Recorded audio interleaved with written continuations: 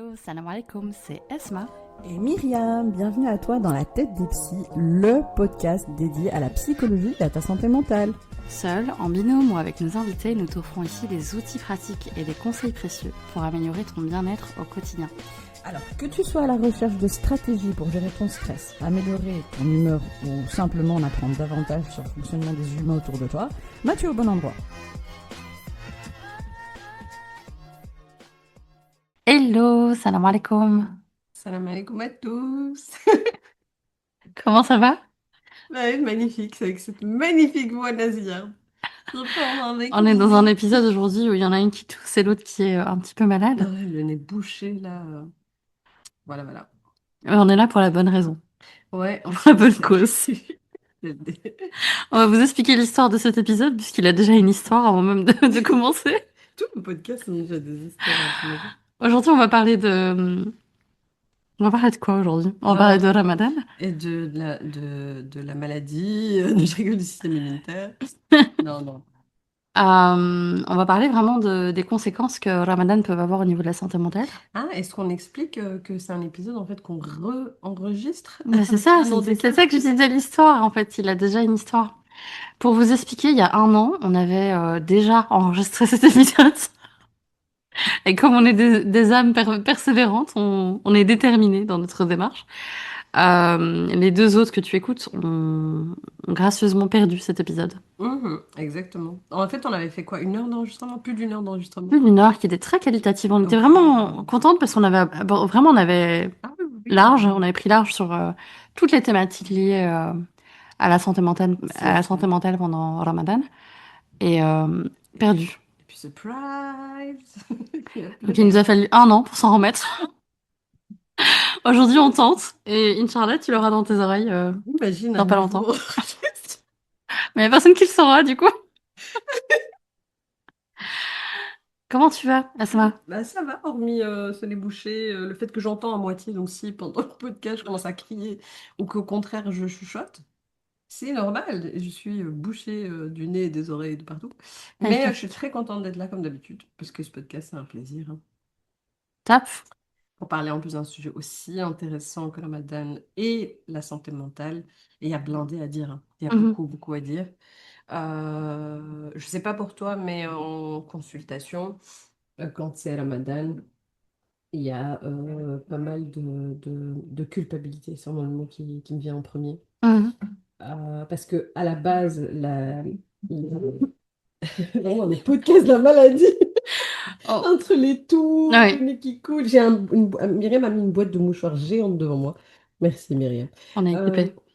Et je disais donc, oui, on parle souvent du facteur protecteur de la spiritualité, Mhm. dans la dépression notamment, etc. Et c'est largement connu. Mais il y a un tabou, on parle très peu finalement de l'inverse, c'est-à-dire quand finalement bah, la spiritualité va être le sujet qui amène la culpabilité. Et pour pas mal de profils, c'est le cas pour les personnes anxieuses, par exemple, qui ont des TOC, qui vont se mettre à faire leurs ablutions 50 fois ou les refaire 50 fois parce Mhm. que pendant la Ramadan, surtout pendant ce mois sacré, il faut faire attention, se réveiller vraiment beaucoup trop tôt, pas dormir, voire pas Mhm. du tout dormir, d'anxiété, de peur de rater la prière, etc. Et donc, du coup, ça amène toute une série de questions par rapport à dans la spiritualité et la santé mentale. Et en fait, le truc, c'est pas tellement que la spiritualité pose problème, c'est la perception de celle-ci, Effectivement. l'environnement dans lequel elle est pratiquée. Ouais, c'est une belle intro de cet épisode. Ouais, hein. Merci, madame. Donc vraiment, l'objectif de cet épisode, c'est d'expliquer en quoi est-ce que Ramadan peut être compliqué aussi pour toute une série de personnes. Parce que c'est vrai qu'on n'en parle pas beaucoup, voilà, que ce soit sur les réseaux ou autres. C'est que pour les personnes qui ont déjà des troubles psychologiques, bah, en fait, Ramadan vient aussi les challenger par rapport à ça. Parce qu'il y a une partie des ressources qu'ils avaient en temps normal qui n'est plus présente par la privation de nourriture, par le fait que le rythme des journées est complètement changé. Il y a des personnes qui sont très très à cheval sur les rituels, Ouais. sur ce qu'ils font dans une journée, sur comment se passe une journée, sur le contrôle qu'ils ont des différents moments de la journée. Et en fait, ben, Ramadan vient chambouler ça. Alors, alhamdoulilah, on est quand même dans une année où on n'est pas sur un Maghreb qui est très très tard. Ouais. Donc pour certains, ils vont dire bah, finalement je vais au boulot, je reviens, ma journée continue. Mais il en reste que il y a toute une série de choses qui sont mises en place par beaucoup de monde qui se voit être diminuée durant ce mois de Ramadan. Mhm. Donc, premier élément, bah, c'est les personnes, par exemple, qui ont mis en place des moyens de compensation, notamment Oui. parce qu'ils ont du mal, on va parler par exemple de la régulation émotionnelle. Plein de personnes ont vraiment comme bouclier le sucre, Ah oui, comme d'accord. moyen voilà, de vraiment atténuer leurs difficultés, de passer au travers aussi des frustrations qu'ils peuvent avoir dans la journée. Voilà, ça peut être présent pour plein de raisons. Et tout ça vient leur faciliter quand ils sont pas en période de jeûne. Mais du coup, en période de jeûne, tout ça se voit être disparu. Et oui.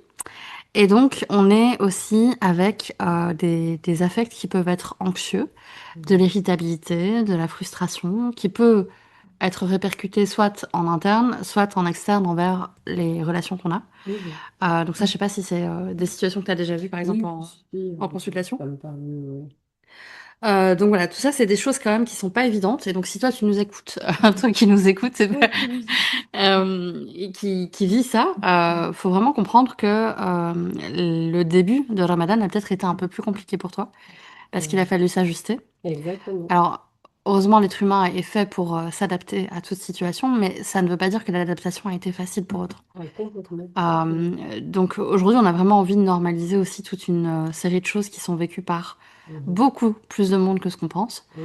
Je pense aux personnes qui sont là-dedans, des personnes qui souffrent d'impulsivité, des personnes qui sont dans des difficultés Ouais. autour de la dépression, Mhm. l'anxiété sociale aussi. Oui. Tout ça, c'est des choses qui sont difficilement vécues C'est ça, et aussi. puis même, hein, tu parlais d'adaptation, les capacités d'adaptation, c'est quelque chose qu'on travaille justement en thérapie parce que justement, deux fois justement, et c'est parti une troisième fois justement peut-être, parce que justement, je vais éternuer, pardon. Mon nez chatouille là, c'est horrible. Je sens Oh, que ça va. elle est en Bon, pleine allergie aussi, non? à la, ouais, à la place, j'ai juste, Là, on est sur une parenthèse. là, j'ai juste des larmes. Donc désolée si tu étais très attentive à ce que j'allais dire, et puis bam, c'est parti. Non, je disais donc les capacités d'adaptation. Mais en fait, l'être humain de base, oui, il a des capacités d'adaptation, sinon ce ne serait pas adapté au changement climatique, tout ça, tout ça. Mais le problème aussi, c'est qu'on a beaucoup de patients, beaucoup de personnes justement qui sont fragilisées par ce qui s'est passé, l'adaptation enfin, les situations de vie, pardon, qui ont fait que les capacités d'adaptation sont même pas vraiment installées ou ne sont pas développées.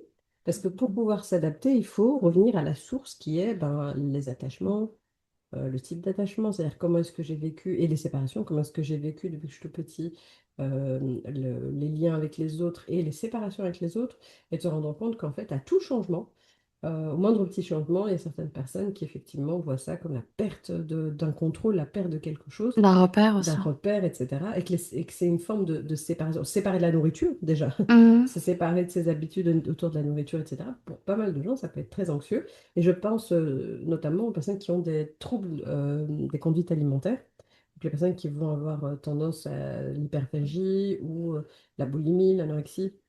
Donc, on rappelle, hein, les troubles de la conduite alimentaire, ça peut être manger beaucoup trop, avoir tendance à, donc ça c'est l'hyperphagie, à se remplir littéralement de nourriture, beaucoup plus que ce dont le corps aurait besoin, Mhm. et que ça a une fonction de régulateur émotionnel, effectivement, ça permet de calmer tout ce qui se passe aussi. C'est un peu un effet anxiolytique, etc. Mais bien sûr, on sait que c'est pas la stratégie adaptée, mais les personnes se retrouvent vraiment dans un trouble. Et c'est ça le propre du trouble, hein, c'est qu'on ne choisit pas et que c'est une méthode de compensation, effectivement. Et ces personnes-là, pour eux, la Ramadan, ça a une toute autre signification, hein. Et certains n'ont même pas, enfin, la plupart du temps, il n'y a pas de diagnostic avant. Mhm. C'est-à-dire que tous les Ramadans sont vécus d'une certaine manière, avec pas mal d'appréhension, pas mal de questionnements. Qu'est-ce que je vais manger? Comment je vais manger? Si je mange ça maintenant, je ne vais pas manger ça après. Mhm. Ou si je mange après, je vais éviter de manger maintenant. Et en fait, plein de calculs en tête qui sont en fait des ruminations anxieuses Mhm. ou des anticipations plutôt anxieuses qui font qu'effectivement, l'heure de Ftour, ça devient vraiment très, très Ouais, et compliqué. c'est plus l'enfer que la douceur aussi de se retrouver au Exactement. moment du ftour. Et c'est vrai que ce que tu me dis là, bah, ça me fait penser aussi aux personnes qui vivent des tocs religieux, et ça, on en a quand même aussi Ah beaucoup. oui.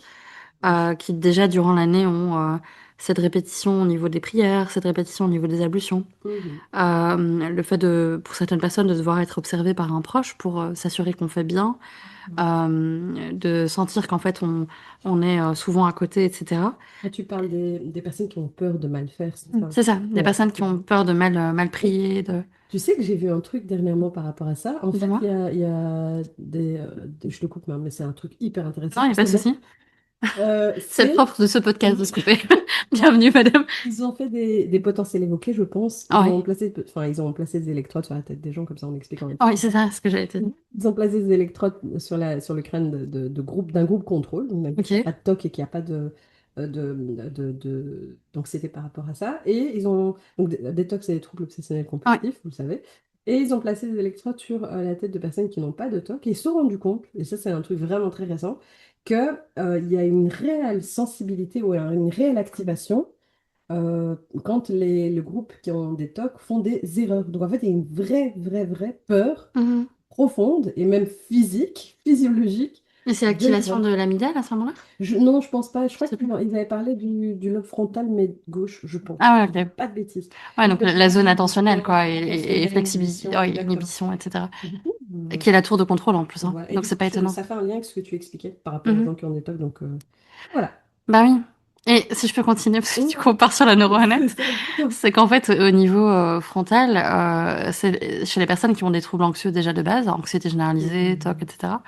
Ils ont en fait une zone cérébrale qui est beaucoup plus utilisée que les autres, comme ceux qui ont parfois des addictions, ils ont la même chose. Et donc ça veut dire qu'ils vont être dans une sensibilité accrue en fait, parce que le but Exactement. c'est de se préparer au fait de pouvoir faire une erreur. Et donc Exactement. c'est comme si leur cerveau était en hypervigilance complète.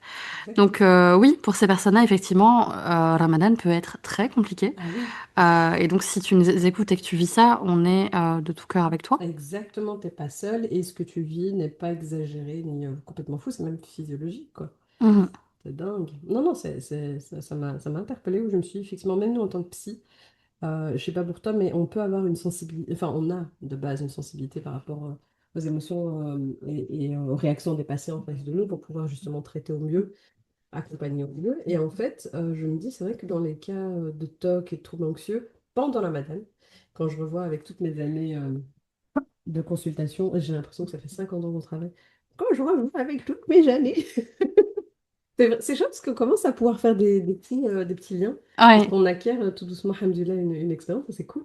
Hum. Où je me rends compte effectivement pendant la Ramadan, spécifiquement, quand on teste certains outils TCC avec des patients qui ont des TOC, donc des outils issus de la thérapie cognitivo-comportementale, donc en gros des outils, enfin des mises en scène. On va vraiment les mettre face à Les mises en quelque chose. exposition. Voilà, on va les exposer exactement à des situations qui provoquent vraiment de Mhm. l'anxiété, en essayant tout doucement à chaque fois de ne pas les laisser faire les rituels qui sont là pour calmer cette anxiété. Exemple, et je pense qu'il y a un exemple qui va peut-être parler à beaucoup de gens, je sais pas pourquoi, autour des ablutions, autour de Mhm. la contamination, etc. Des personnes, pour elles, quand elles font les ablutions, elles vont vraiment y aller à fond, c'est limite laver à l'intérieur du corps, enfin, Mhm. refaire leurs ablutions si elles ont touché quelque chose entre-temps, etc. Et en fait, enfin, ça prend une énergie incroyable et du temps horrible. Enfin, c'est Mais ça crée chronophage. aussi d'autres choses hein, après. Exactement, ça crée Ça plein peut d'autres créer problèmes. créer des troubles cutanés Ah, mais notamment. complètement. Ah oui, complètement. Et donc, ces personnes-là, quand on va essayer de la TCC pendant la madame, on se rend compte qu'en fait, c'est 10 fois plus compliqué qu'en dehors de la madame. C'est le moment où elles sont encore plus sensibles au fait Ah de oui, faire des erreurs. Et les empêcher d'avoir ce rituel pour contrer, c'est compliqué. Par exemple, si on va avoir un patient, on va l'accompagner. c'est bien d'expliquer pourquoi c'est compliqué pendant le Ramadan. Exactement. Les patients, en fait, quand on va les accompagner, par exemple, j'ai un exemple concret. Mhm. J'avais une patiente que j'avais accompagnée dans la salle de bain, elle se lave les mains, elle Mhm. veut faire ses ablutions avant de prier et Mhm. partir. Et comme c'est ce pourquoi elle venait consulter, bah, tant mieux, on va pouvoir faire une petite exposition. Et alors, je lui avais demandé, voilà, bah, on va commencer. Mais ça faisait des séances et des séances qu'on travaillait, qu'on se préparait à ça, hein, c'est pas, sinon c'est trop trash. Et je lui avais dit, bah, on va essayer de laver nos mains qu'une seule fois. On va essayer de faire les ablutions qu'une seule fois. Alors qu'elle avait tendance à le faire, ça pouvait aller jusqu'à 10 fois Mhm. pour une prière, donc 10 fois Mhm. refaire les mains, les pieds, les trucs, les machins. Et ça avait créé une crise d'angoisse vraiment profonde parce qu'elle ne pouvait pas faire plus d'une fois alors que le doute était là. Elle me dit, non, non, mais là, je suis sûre que j'ai mal fait. j'étais pas vraiment là, j'ai mal fait ma main, j'ai mal fait machin. Et donc, en fait, ces personnes-là, elles ont tellement peur de mal faire et elles pensent tellement que les malheurs qui se passent autour d'elles sont dus à elles, que forcément c'est elles qui ont provoqué, qu'elles ont mis en place des rituels Mhm. qui contre ça. Par exemple, si je fais mes ablutions 10 fois correctement, si je les fais vraiment correctement, Dieu va être satisfait de moi et donc mes proches ils vont pas mourir, ils vont pas avoir de Mhm. problème. S'ils ont un problème en revanche, c'est que j'ai mal fait mes ablutions, c'est que j'ai Oui. mal fait quelque En chose. fait, l'idée, c'est de ne pas avoir de bénéfice de doute. C'est vraiment de mettre le maximum. Et Exactement, c'est de c'est... réduire le doute au Mhm. maximum. Sauf que on le sait, hein, on l'avait compris, c'est impossible. Et en plus, c'est pas en lien. Donc, déconstruire ces croyances-là, ça prend du temps et tout. Mais pourquoi est-ce que le Ramadan, effectivement, vient exacerber ça? Parce que c'est un mois où on a quand même. C'est un mois très spirituel, c'est un Mhm. mois saint. C'est un mois où on est de base challengé, nous, quand on n'a pas de top, quand on a une santé mentale plus ou moins stable. Parce qu'effectivement, c'est un mois où on va essayer de parfaire, on va essayer d'exceller, on va essayer de faire quelque chose de mieux. Si on a l'habitude de prier avec moins d'intention, on va essayer de prier avec plus Mhm. d'intention, etc.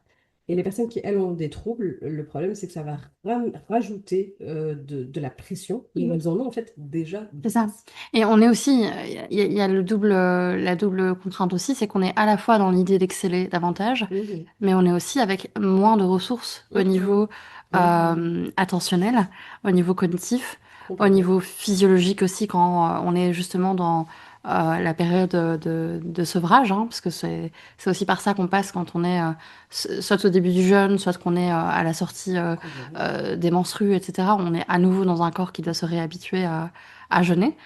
Et donc tout ça, c'est des sensibilités supplémentaires. Mhm. Et c'est aussi pour ça, on en parlait juste avant, que pendant le Ramadan, il y a toute une série de personnes qui initient aussi un suivi thérapeutique. Ah oui, oui. Parce que ils se rendent bien compte qu'en Mhm. l'absence de leurs habitudes, l'évidence est là, quoi. Ça Il faut devient vraiment... invivable, même pour les proches, hein. Parfois, on a souvent. Moi, je me rappelle, j'avais quand même une série d'urgences pendant le Ramadan. Mhm, Et c'est maintenant, avec le recul, que je vois que c'est une tendance, vraiment. mhm, Et c'est paradoxal, parce qu'à côté de ça, j'ai la sensation que c'est le mois aussi où les gens vont le moins ou le plus diminuer la fréquence de leur consultation en se disant oui, c'est un mois où je suis spirituelle, où je mhm, dois être mieux, etc.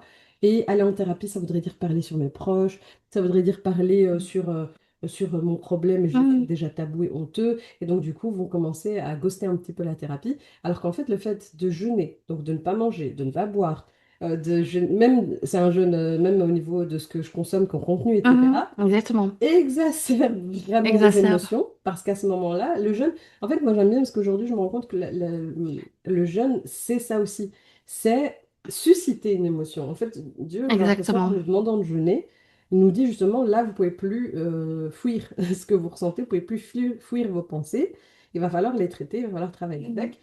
Et c'est là où je me dis, il y a un paradoxe, quoi. Parce que tout l'ensemble, le jeûne, en fait. C'est pas que au niveau Exactement, du corps. exactement. Et ce qui est intéressant, c'est qu'il y a vraiment une inversion aussi de la vapeur. On pense que les gens vont parfois ghoster, parce que c'est vrai qu'il y en a une partie qui le font.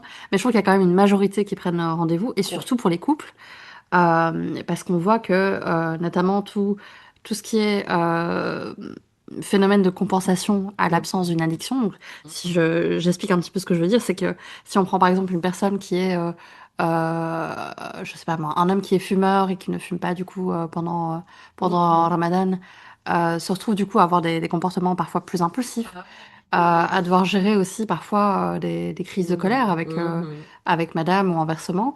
Il y a des personnes aussi qui vont décider d'arrêter de fumer juste avant le Ramadan. mhm, Donc ça se passait bien tant qu'ils mangeaient. mhm. Mais quand il faut gérer à la fois le sevrage récent, Exactement. plus le fait de se sevrer Mhm. alimentairement, ben, c'est compliqué. Et c'est pour ça que pour les couples, ça je veux faire une parenthèse aussi là-dessus, bah, c'est un de nos anciens professeurs, en Rachid Hadash Rahma, Mhm. qui nous disait à nos cours, il nous disait, mais Ramadan, c'est le mois où il y a le plus de divorces en fait dans notre communauté, Mhm. parce que malheureusement, au niveau de la régulation émotionnelle, on atteint des excès qu'on a rarement atteints dans Mhm. l'année. Mhm. C'est-à-dire que tout va beaucoup plus vite, Ah oui, oui, tout va oui. beaucoup plus fort Les réactions sont beaucoup plus vives et aussi, plus exacerbé. et plus exacerbées, Et exactement. puis, malheureusement, quand on est aussi dans des situations où on a accumulé toute une série de choses depuis longtemps, en fait, le degré de patience n'est pas forcément présent pour mettre en place des choses. Et donc, Complètement. heureusement, enfin là, par exemple, récemment, j'ai eu pas mal de couples qui m'ont demandé des séances pendant Ramadan. Donc, il y en a certains qui prennent les choses en main. Mhm. Mais vraiment, même si ça fait plusieurs années, ça, je veux vraiment insister là-dessus parce que c'est un retour que j'ai eu de plusieurs patients ici en France. Même si ça fait plusieurs années que pendant Ramadan, c'est particulièrement compliqué dans le couple, prenez le pas aussi d'entamer une thérapie de couple. Parce que souvent, je me rends compte qu'il y a des choses qu'on peut ajuster Bien sûr. et que, bah voilà, une des choses qu'on dit souvent, c'est que la santé mentale n'a pas de fatalité, en fait. Oui, c'est ça. Et puis même, hein, le Ramadan, c'est le mois du tremplin. Eh ben, c'est un tremplin à tous les niveaux. Ça peut être un tremplin aussi au niveau relationnel.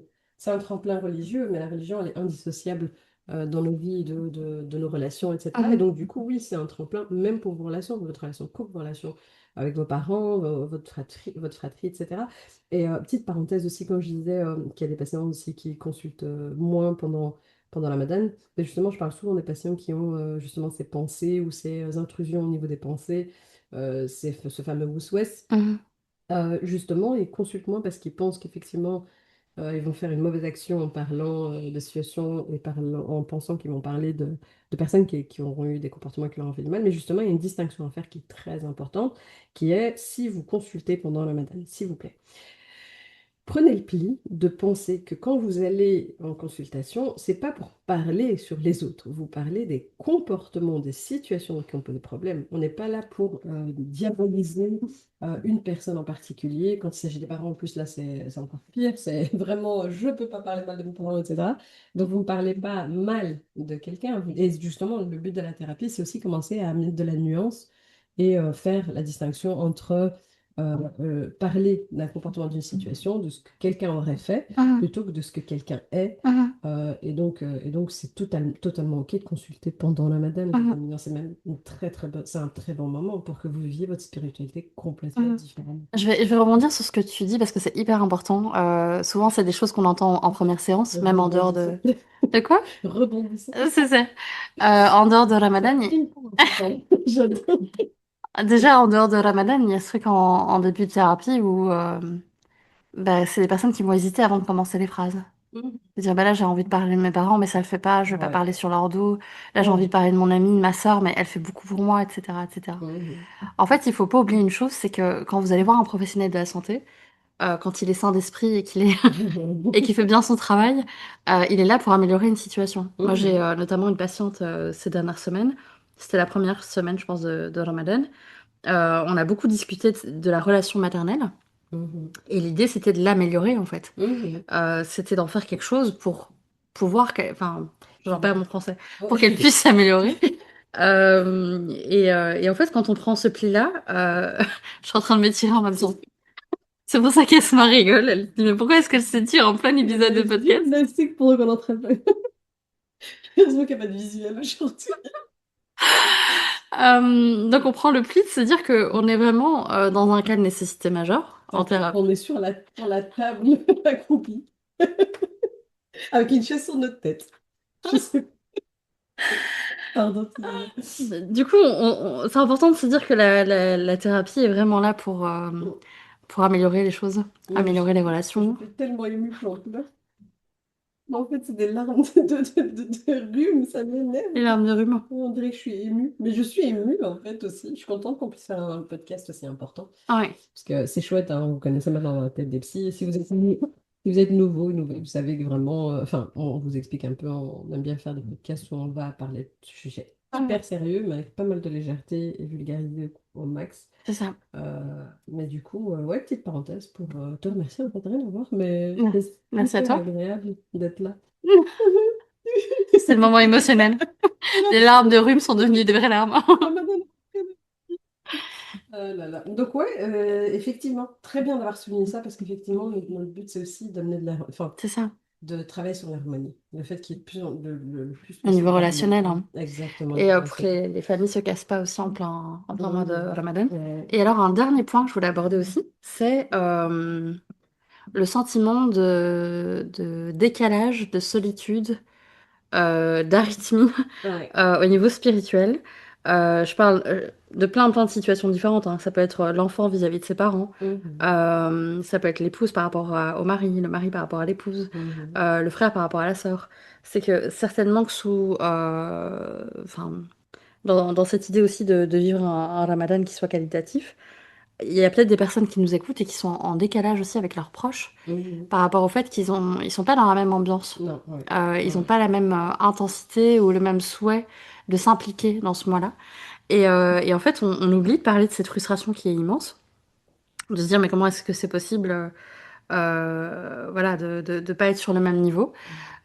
Donc ça vraiment, on voulait souligner que c'est quelque chose qui est hyper courant en consultation. Mhm. Et j'aime bien dire aux patients alors il y a différents moyens de rentrer dans cette thématique-là. Après bon, l'idée c'est pas de faire un podcast là-dessus entier, mais c'est vraiment d'utiliser l'idée de la modélisation, Mhm. c'est-à-dire de considérer aussi qu'à certains moments on peut devenir un modèle pour l'autre, mais on ne sait pas à quel moment ça pourrait faire effet. Mhm. Je sais pas si tu vois un peu ce que je veux dire. Oui, un peu un C'est que, concept d'être une figure un peu voilà, d'exemple. d'inspiration, Mhm. etc. Sans le vouloir. Et ça permet en fait de se détacher peut-être de l'attente pour être soi-même dans quelque chose où voilà, on s'améliore dans notre pratique, etc. Mhm. Sans pour autant être juste dans l'attente qu'on va partager quelque chose avec l'autre. Oui, c'est aussi commencer à comprendre les rythmes de chacun.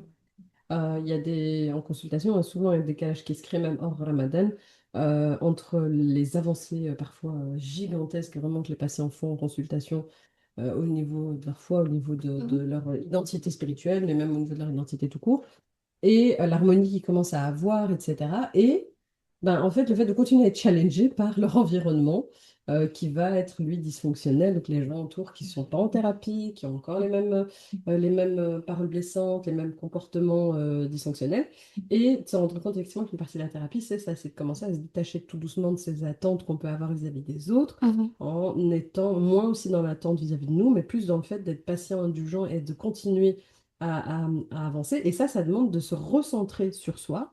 Et quand on se recentre sur soi et que on lâche prise un peu sur l'idée que ouais, j'attends de l'autre vraiment qu'il partage avec moi, qu'on avance et il va mal et il faut que ça aille mieux, etc.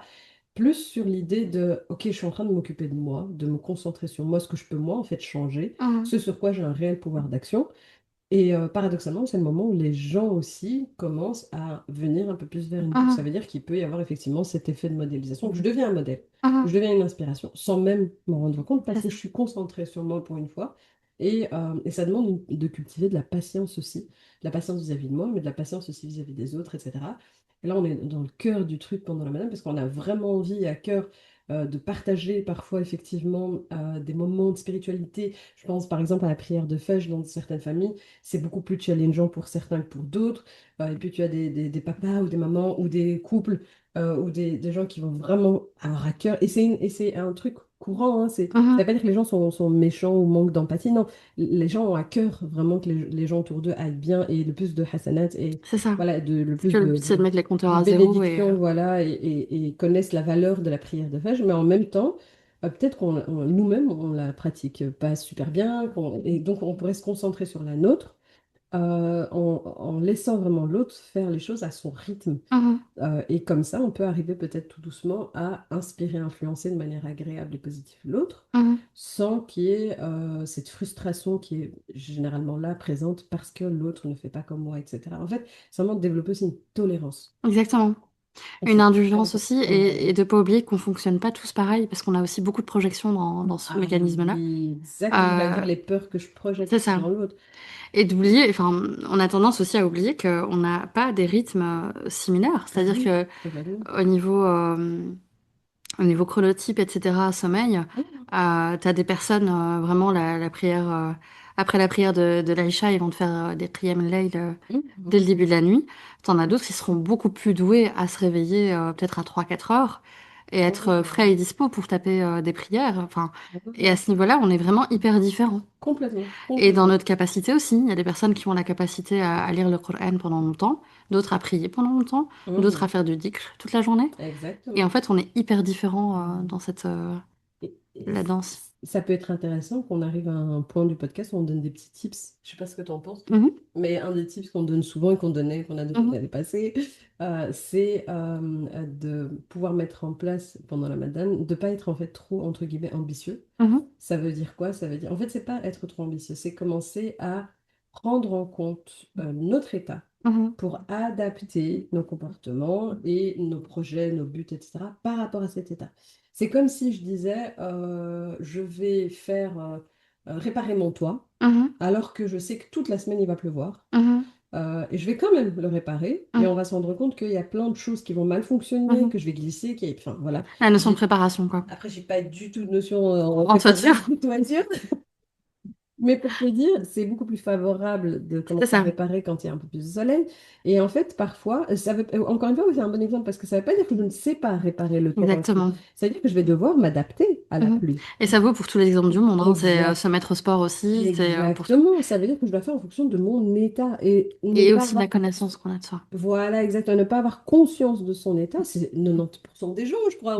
Même nous, parfois, on n'a pas conscience de notre état. C'est pour ça que le ramadan et la spiritualité, le jeûne, ce mois en tout cas, permet d'avoir cette pause pour se rendre compte de dans quel état je C'est suis ça, et commencer à mettre en place des choses en fonction de mon état. Par c'est ça. exemple, Mais bah, ouais, voilà, j'allais si. dire, au niveau des femmes, on a déjà le cycle féminin Voilà, exactement. J'ai notre cycle, comment faire qui nous fonctionner avec parle. notre cycle. C'est une révolution. Aujourd'hui, on en parle de plus en plus, je sais pas si tu le Oui, vois, bien mais de sûr. plus en plus, les femmes adaptent. Moi, je vois juste au niveau du sport avec mes entraînements.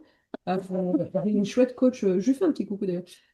J'ai une chouette coach qui s'appelle Yasmine. Et donc, du coup, elle adapte nos entraînements par rapport à nos cycles. Elle adapte aussi l'alimentation par rapport à nos cycles.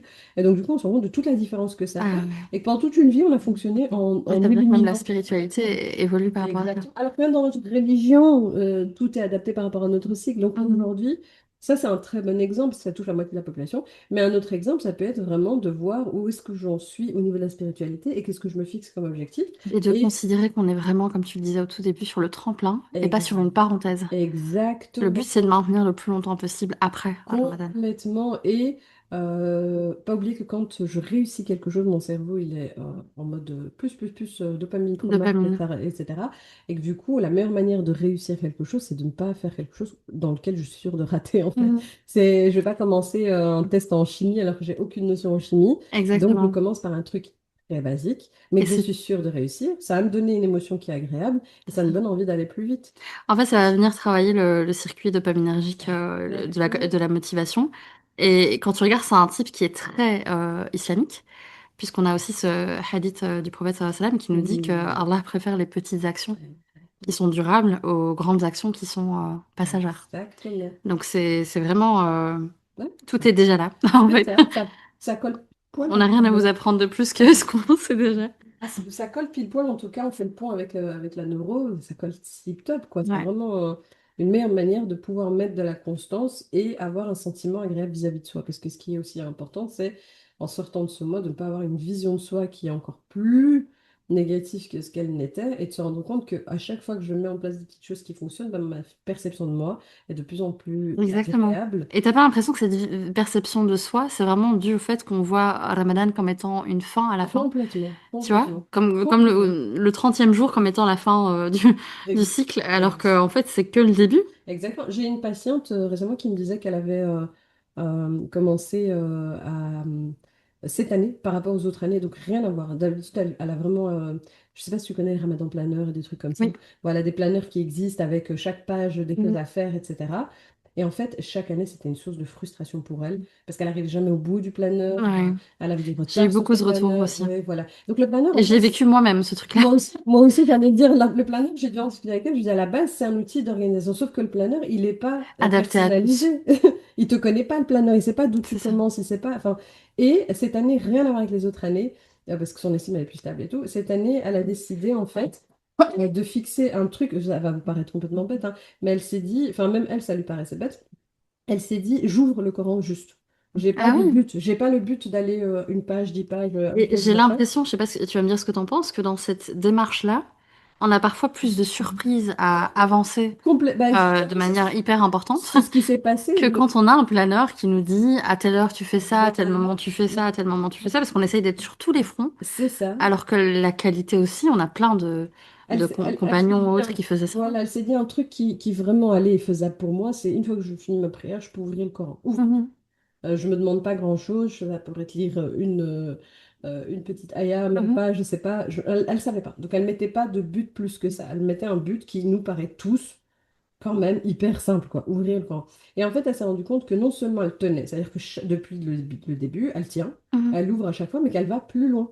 Et en fait, ça vient parler d'un autre truc qui manque cruellement dans la vie des patients, qui est l'effet de surprise. De Exactement. surprendre à nouveau de Mais c'est manière difficile quand on agréable. est, ouais, Ouais. Pourquoi? Parce quand qu'on on est a... anxieux ou Voilà, qu'on aime bien contrôler le côté exactement. perfectionniste. Ben justement, on veut pas de surprise, on veut que des choses contrôlées, sauf que le fait qu'on les choses qu'on n'attend pas, ben c'est aussi les choses bonnes et agréables. Et c'est comme ça qu'on intègre du neuf aussi dans nos vies. Exactement. Et donc, du coup, oui, elle est surprise parce que chaque fois, non seulement elle ouvre, elle est contente, elle tient, et en même Mhm. temps, elle va plus loin. Et elle a appris des nouvelles surates, des nouveaux maths, etc. Elle est super contente. Et ce ramadan me dit, je le vis de manière plus qualitative. Mhm. Et non plus dans l'espèce de il faut que je le fasse. Et il n'y a plus de frustration. C'est ça. Et il y a une perception de soi et de la religion qui est beaucoup plus harmonieuse, qui est beaucoup Mhm. plus dans l'indulgence, qui est beaucoup plus dans le fait de se pousser.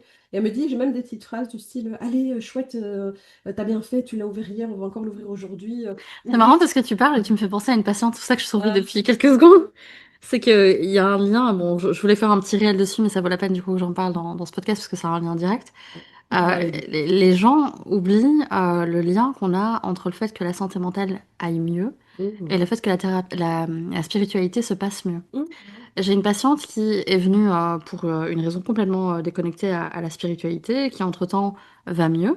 Et Mhm. elle m'a dit le fait que ces derniers mois, j'ai pris beaucoup plus soin de moi, j'ai levé le pied sur le fait d'aider Mhm. que les autres, etc., Mhm. etc. Elle me dit il y a une qualité spirituelle qui n'avait rien à voir avant. C'est-à-dire qu'avant, j'ouvrais mon Coran, je priais, etc. Mais j'avais pas Mhm. la présence qu'il y avait avec. Elle me dit là maintenant, je suis dans ma vie et je suis aussi dans ma spiritualité. Mhm. Donc vraiment, ne négligez pas l'impact. Oui, c'était trop trop beau comme passage. Et du coup, ne négligez pas aussi cet aspect hyper hyper important du fait de chercher à aller mieux pour vous rapprocher aussi d'Allah. Exactement. Et aller mieux, c'est pas un luxe, c'est la base en fait pour avoir une santé mentale. Vous avez le droit de souffrir. Je le dis souvent en consultation de patients quand ils se sentent mal de venir en consultation. Vous avez le droit de souffrir, vous avez le droit d'aller mieux. Pourquoi? Parce que c'est pas un luxe. Ça vous permet justement de vivre en paix, enfin, votre spiritualité et de vivre du coup beaucoup mieux avec les autres. Mhm. C'est hyper important. Je pense qu'il y a un tabou aussi, hein. J'ai l'impression qu'il y a cette idée du sacrifice, même au niveau spirituel. Ça veut dire, moi, m'accorder du temps, etc., ça passera après. Là, je dois faire mes prières, je dois faire mes trucs. Alors qu'en fait, les prières en elles-mêmes sont censées être un moment C'est parce qu'on néglige d'agréation. la disponibilité que ça nous rajoute en fait. Le fait de Exactement. penser à soi, ça n'a rien d'égoïste. C'est quelque chose qui nous permet d'être plus présents dans notre Mhm. corps, dans ce qu'Allah a créé autour de nous, dans la manière dont Mhm. on est présent aussi Oui, dans le prière. C'est pour ça qu'on avait fait à l'époque des choix de vidéos aussi c'est pendant, ça, pendant le Covid c'est autour de chouette. Ramadan en pleine conscience. Peut-être qu'on les partagera, Inch'Allah. Ben oui, franchement, oui, on va les ressortir. Et On en va les fait, mettre en note de l'épisode, comme ça vous bah, les aurez. franchement, ouais, très bonne idée, hein. T'as vu, on a une chouette idée. Mais en fait, ça en dit long sur les attentes que les gens ont vis-à-vis d'eux, mais vis-à-vis aussi de la perception des Mhm. attentes de Dieu vis-à-vis d'eux. Je m'explique. La Euh, perception d'Allah, hein, ouais, la c'est tout ça. perception d'Allah, ils sont dans Mhm. l'idée qu'effectivement, quand je prie tout, il faut que je le fasse à l'heure, etc. Donc, chouette.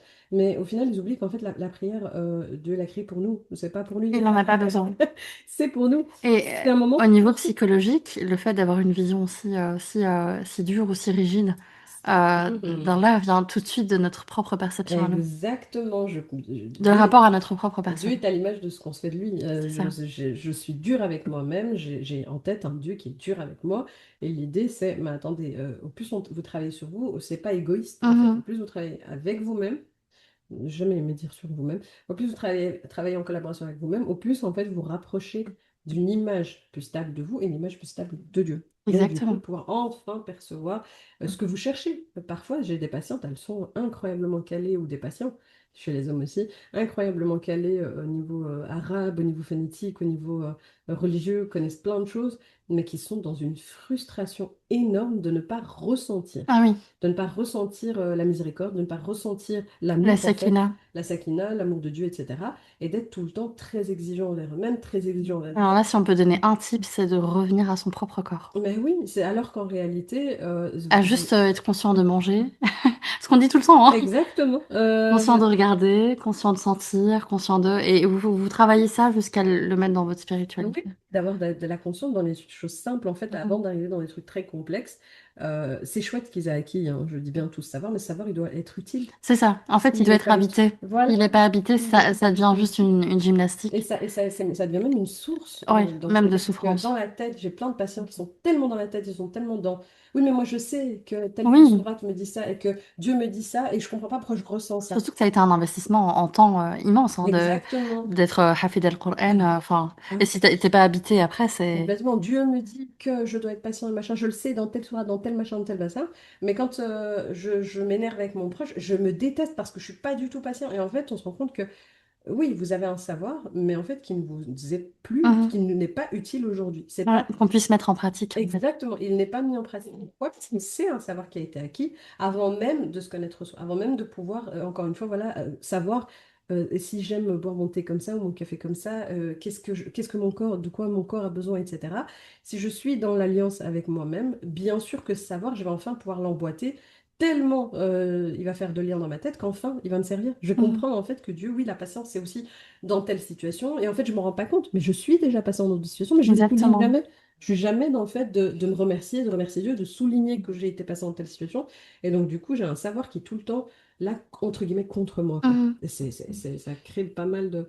On a fait blinder de hein. J'ai l'impression que cet épisode nous a redonné de l'énergie. T'as plus la même tête qu'au début. La dopamine, elle est là. Alors, on a toujours des yeux larmoyants, le nez qui pèle, Des des étirements. étirements de skin depuis le début. Mais on est quand même voilà, animé par l'envie de faire des liens et de vous aider. C'est ça. On espère en tout cas que cet épisode vous aura été utile. Exactement. N'hésitez pas à vous abonner, à mettre une petite note sur la plateforme de votre choix Ou pour à nous nous, donner de la force. voilà, ou à nous envoyer vos sprays nasaux, vos vitamines, Vos mouchoirs, vos meilleures recommandations de sirop pour la toux. immunité. Euh, Alhamdoulilah, ça arrive. Des fois, on est au top, des fois, eh ben, on c'est n'arrive ça. quand même à produire. Moi, je nous félicite Oui, de c'est ça. produire. On a quand même tenu à s'arrêter pour ça, quoi, Ouais. pour faire un épisode, parce que bon, Ouais. c'est utile. Il est très utile et puis sans trop déglinguer notre état, on va quand même se reposer. Donc là, il y a ton magnifique canapé, on va aller ça. C'est l'heure de Très la bonne sieste. idée.